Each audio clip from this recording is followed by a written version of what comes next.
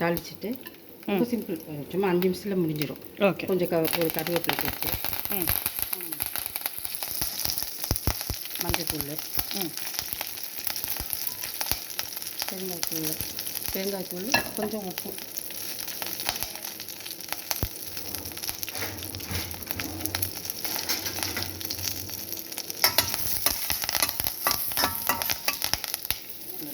மாங்காய் துருவி வச்சுருக்கு.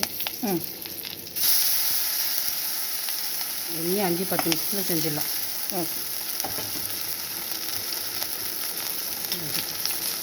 சாதத்துக்கு தகுந்த மாதிரி 1 கப்பு சாதம், அதுக்கு தகுந்த மாதிரி உப்பு போட்டு பெருங்காயத்தூள் போட்டு கொஞ்சம் எண்ணெய் விட்டுட்டு ஒரு கரட்டு கழிச்சிடணும், இல்லைன்னா பச்சை வாழை அடிக்கும். அதனால் கொஞ்சம் ஒரு கரட்டு கழிச்சிட்டு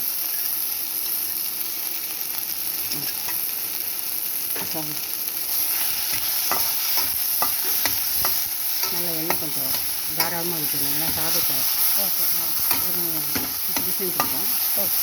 அவ்வளோதான், முடிஞ்சது. அவ்வளோதான், ஜஸ்ட் ஒரு 5 நிமிஷம் தான். சாதம் நம்ம ஏற்கனவே வடித்து வச்சுருக்கோம். இந்த சாதத்தை போட்டு கிளறி விட்டுற வேண்டியதுதான். சட்டுன்னு காலையில் நேரத்தில் இட்லி தோசை கொடுக்கும்போது இந்த மாதிரி ஒரு சாதம் கலந்து கொடுத்துட்டோம்னா அதை ஆஃப் பண்ணிட வேண்டியதுதான். ஆஃப் பண்ணிவிட்டு கழட்டி கொடுத்துட வேண்டியதுதான். ஜம்முன் மாங்காய் சாதம். இதோட ஏதாவது சிப்ஸு இல்லைன்னா வத்தல் கொடுத்துட்டோம்னா குழந்தைங்க பைக்காக சாப்பிட்டுட்டு வந்துடுவாங்க. நம்ம பெரியவங்களும் காலையில் அவசரத்துக்கு மாங்காய் சாதம்னா எல்லாருக்குமே பிடிக்கும்.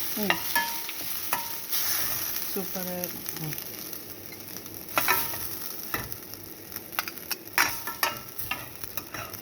அவ்வளோதான், முடிஞ்சு.